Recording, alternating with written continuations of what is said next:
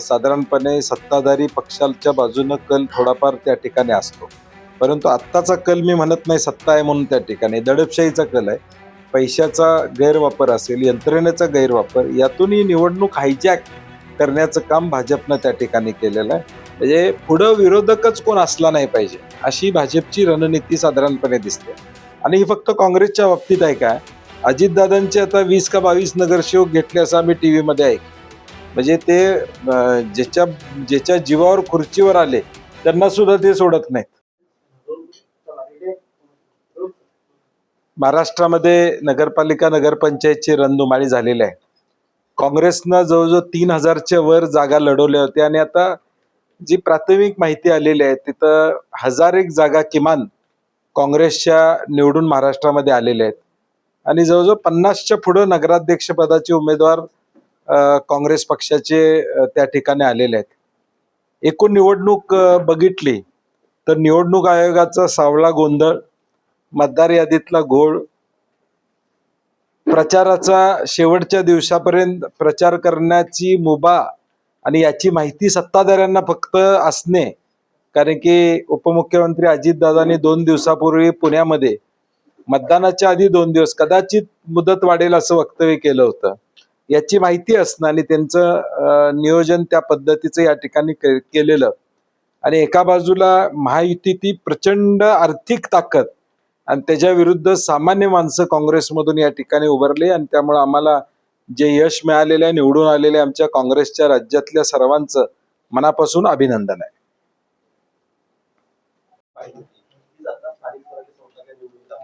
पाहायला मिळते EVM machine पण तेच आहेत असा संजय राऊतांनी एक आरोप केलेला आहे.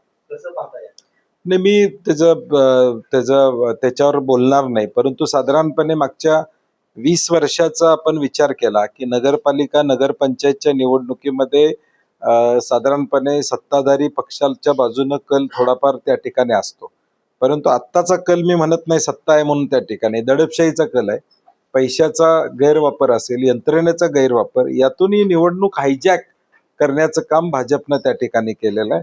आणि मग त्यातला एक मुद्दा संजय राऊत बोलले ईव्हीएमचा असेल, मला माहित नाही त्यांच्याकडे काय त्याच्या संदर्भातली माहिती आहे, त्यामुळे मी बोलणं संयुक्तिक राहणार नाही. सतेज पाटील यांना रोखण्यासाठी प्रज्ञा सातव यांचा राजीनामा घेऊन विरोधी पक्षनेतेपदापासून दूर ठेवला अशा पद्धतीची एक चर्चा आहे. काय नेमकं याच्यामध्ये? मला वाटते हा प्रश्न तुम्ही आता मुख्यमंत्री येतील, उपमुख्यमंत्री येतील त्यांना विचारला पाहिजे. कारण की प्रज्ञा सातव म्हणजे अगदी गांधी परिवाराशी एकनिष्ठ असणारे राजीव सातवांच्या त्या ठिकाणी घरातली सीट होती. त्या राजीव सातव दुर्दैवी गेल्यानंतर ताबडतोब त्यांना ही सीट देण्यात आली. अजून 5 वर्ष त्यांची कारकीर्द आहे. तसं कुठलीही अडचण नाही. सकाळी मी त्या दिवशी सकाळी त्यांच्याशी बोललो, त्यांना विचारलं काय अडचण आहे का, काही चर्चा माझ्या कानावर सकाळी आल्या होत्या, काही अडचण नाही म्हणून सांगितलं. आणि भाजपचं हे फोडाफोडीचं राजकारण कशासाठी आहे?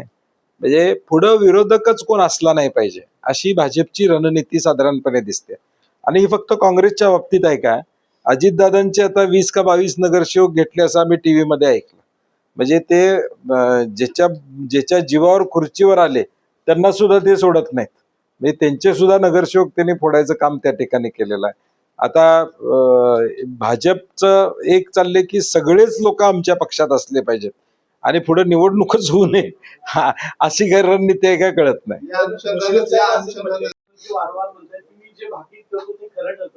आता सुद्धा सर्वाधिक नगरसेवक महाराष्ट्रामध्ये भाजपचे झालेले आहेत, नगराध्यक्ष भाजपचे झालेले आहेत, हे सुद्धा भाकीत खरं ठरलेलं आहे. असं कोण बाबा बसलाय जो त्याचं भाकीत खरं ठरवतो? त्याच्या पाठीमागे काय नेमकं आहे? निवडणूक आयोग. आता सगळ्या गोष्टी ज्या काही घडतायत ते आपण बघतोय की प्रशासन त्यांच्या ताब्यात आहे. प्रचंड पैशाचा वापर या निवडणुकीमध्ये होतोय. तो कॉन्फिडन्स त्यांना कशातून येतो? जनतेतून येत नाही कॉन्फिडन्स. जनतेचा प्रतिसादातून मुख्यमंत्र्यांना कॉन्फिडन्स नाही. ती जी यंत्रणा वापरतायत, मग वारेमाप अर्थकारणाची यंत्रणा असेल, प्रशासनाचा दुरुपयोग असेल किंवा एकूण सगळ्या सिस्टीमचा. आता आम्ही बघितलं नगरपालिका नगरपंचायतमध्ये केवढ्या टीका टिप्पणी झाल्या की कशा पद्धतीनं एकमेकाच्या विरुद्ध ते बोलले. म्हणजे सत्यच बोलले ना की मंत्री कोकाटे काय म्हणले, भाजपा इतर पक्ष फोडणारा या ठिकाणी आहे. म्हणजे भाजप बद्दलचं काय आहे हे त्यांनी एकमेकांना पक्षाने एकमेकांचं सांगितलेलं आहे.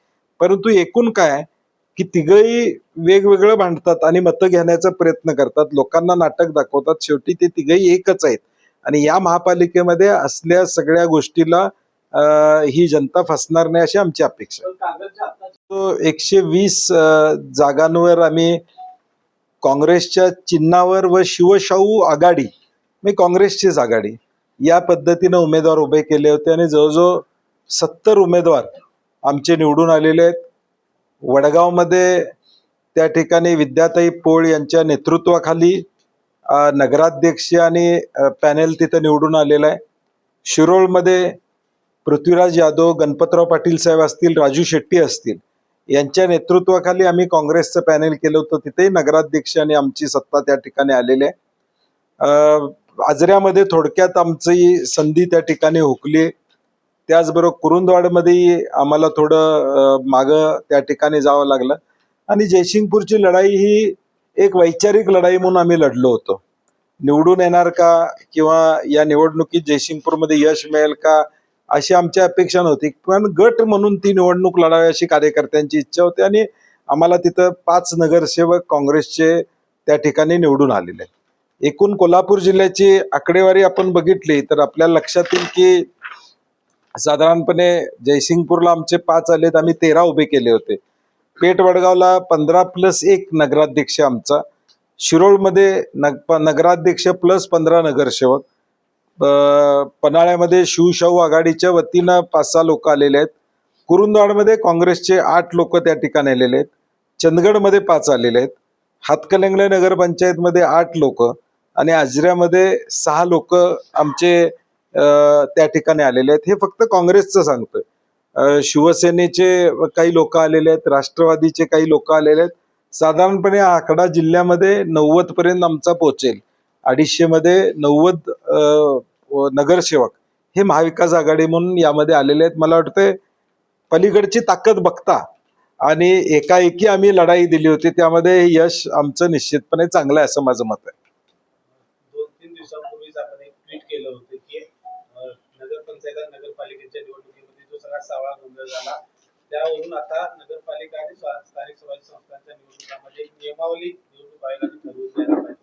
काय नेमकी नाही, चिन्हाच्या बाबतीत आघाड्यांची चिन्ह हे फॉर्म भरल्यानंतर चिन्हाच्या बाबतीचं धोरण निवडणूक आयोगानं जाहीर केलं की नगराध्यक्षाला एक चिन्ह असेल, नगरसेवकाला एक चिन्ह असेल, हे आधी जाहीर करायला पाहिजे होतं. दुसरं, प्रचाराची तारीख आदल्या रात्रीपर्यंत त्यांनी जाहीर केली होती. आता जाहीर करताना त्याने 1 दिवस आधी थांबणार असं सांगितलेलं आहे. परत त्यात बदल करू नये. जी नियमावली करायची आहे ती नियमावली करावी आणि आरओना इन्स्ट्रक्शन्स द्यावेत की पारदर्शकपणे फॉर्म्सची चाचणी करा. दबावाखाली येऊन कुणाचे फॉर्म त्या ठिकाणी बाद करण्याचं काम त्यांनी त्या ठिकाणी करू नये.